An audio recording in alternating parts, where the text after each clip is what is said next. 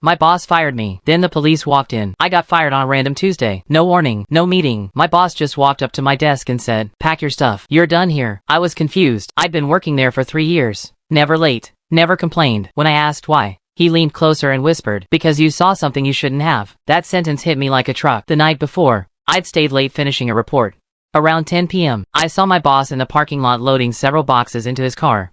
At the time I didn't think much of it, until I noticed the company logo on the boxes, and they were supposed to be locked in the storage room, back in the office. I told him I didn't know what he was talking about. He smirked. "Doesn't matter. HR already signed the papers."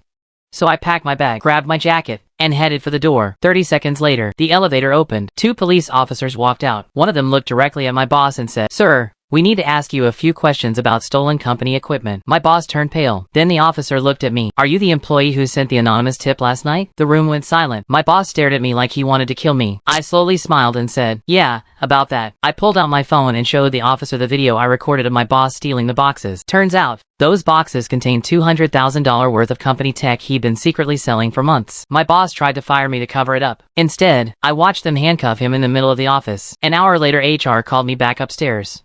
They apologized, offered my job back, and a promotion. But honestly, the best part was the look on my boss's face when the elevator doors closed.